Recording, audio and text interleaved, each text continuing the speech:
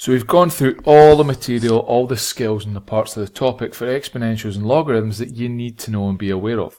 What I'm going to do in this video, I'm going to show you a couple of typical past paper questions, 2 from non-calculator papers, 1 from a calculator paper, and I'm going to work them through for you, show you how you should approach these kind of questions and the thinking you should take when you're looking at them. So here are the questions now. First one, evaluate log to the base 6 of 12 plus 1/3 log to the base 6 of 27. Second one, given that log to the base a of 36, take away log to the base a of 4 equals a half, find the value of a. And the third one, two variables x and y are connected by the equation y equals kx to the power of n. Graph of log 2y, again log 2x is shown there. Find the values of k and n. So these are 3 typical exam questions. First 2 are non-calculator, didn't cheat yourself with that one. Third one's a calculator. So pause the video, have a crack, come back and see how they're done.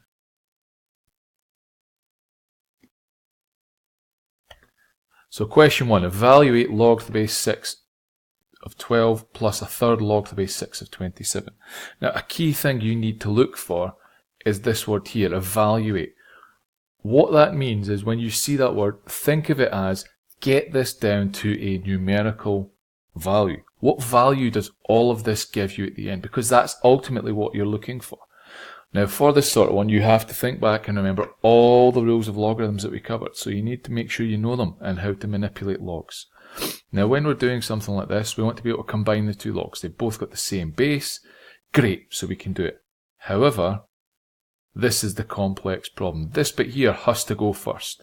So this one here we have to use our rule of logarithm and take up as a power first before we can combine. Remember, we can't have a coefficient in front of them. It's not possible for us to combine it without that. Unless it's the same coefficient, but in this case, it's definitely not.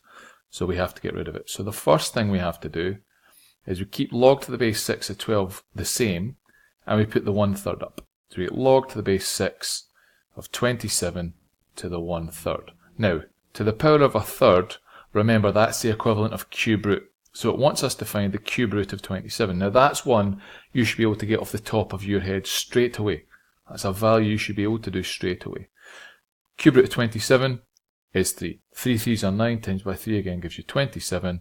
So that then means I've got log to the base 6 of 3. Now I've got the 2 logs with the same base, no coefficients in front of either. I can combine them. Remember, when we add logs, we multiply. So what that means is I get log to the base 6 of 12 times 3, which is 36. Now, I want a single numerical value for this, so I have to start thinking about how can I manipulate this and make it down to just a numerical value. Well, 36, if we remember it and look at it in terms of the base that we've got, well, the base is 6. And we know 6 6s are 36. So what I can do is write that as log to the base 6 of 6 6s, so 6 squared. Now, think about our rules of logarithms. We used this one to take it up to the power. We could equivalently take the power back down as a coefficient. So I could do that with this one here and write it as 2 log to the base 6 of 6. Now, this is a key thing here. This is one of the key rules. If we think back to when we did logs and we've got log to the base a of a, that's always going to equal 1. That can get rid of our logs every single time, and it will in this case.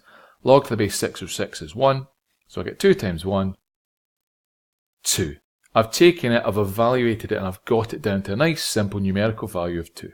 That's the kind of answer it wants for a question like that. Evaluate, get it to a single numerical answer. Second question was given that log to the base a of 36, take away log to the base a of 4 equals a half, find the value of a. So this is now an equation involving logarithms. We're finding a value of something we don't know, a variable we don't know, which is this a. Now again, the a is the base in this case for both the logarithms, so we've got a single logarithm we can combine. Now remember, when we're solving something like this, we talked about it in the videos for class, we want everything in one log on this side, everything in one log on this side, and then we're able to evaluate them. Now, it's a half on this side, so we don't need to worry about it. So keep that as a half.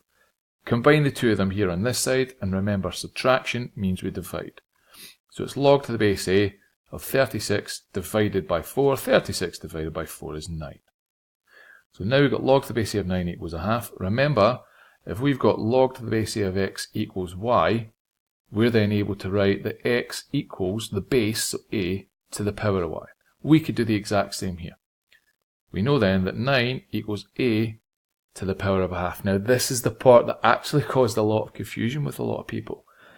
A lot of people mistook a to the power of a half as squared, so said a squared is 9, a is equal to 3. That's not the case. Remember, anything to the power of a half is square root, so we know square root of a is 9. So we have to go the opposite from that. So if the square root is 9, to get back to the value of a, we have to square it.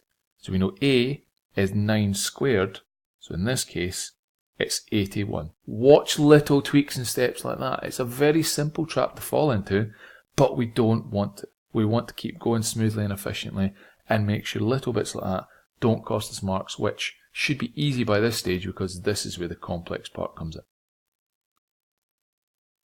Last one was the last type of thing we looked at, logarithmic graphs. So they're connected by that equation there. You've got two logs which have the same base being your axes plots.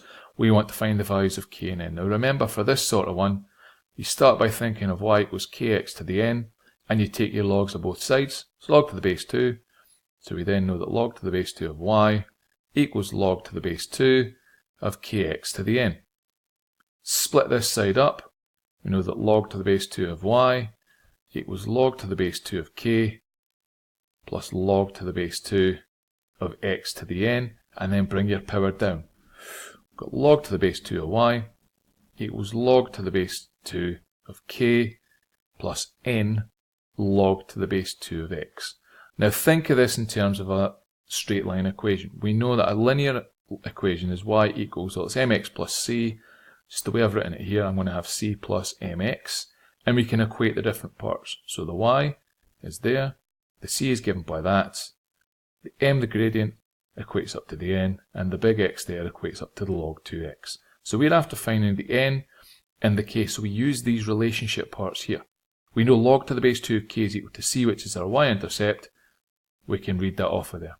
So we then know that log to the base 2 of k equals 3. So to get k, shift the base over, it's 2 cubed. 2 cubed is equal to 8. So we've got the value of k. We also know that n equates to the gradient of this line. So we can use our 2 points in the formula y2 minus y1 over x2 minus x1, which we learned in straight lines, to get that. So we know that n is going to equate to our gradient. So there's our 2 coordinates there. y2 minus y1, 3 minus 0 over x2 minus x1, 0, take away negative 12. 3 minus 0 is just 3, 0 minus minus 12, minus minus becomes a plus, 0 plus 12 is 12. 3 over 12 can be simplified to a quarter. So there you go, you've got your two values. You know that k equals 8 and n equals a quarter. We've managed to whittle it down and get that. These are very typical exam style questions for logs and exponentials. Key things you need to make sure you're able to do. All your rules of logarithms and exponentials, you need to make sure you can do these. Solving logarithmic and exponential equations, we've covered that. And being able to do the two different types of graphs. So this one here was the y equals kx to the n. And remember we also had the other one, which is y equals k n to the x, where the x was the power. We have to be able to solve both of those. But we've got videos on those, so use them as part of your work and your revision to make sure you've got those skills nailed.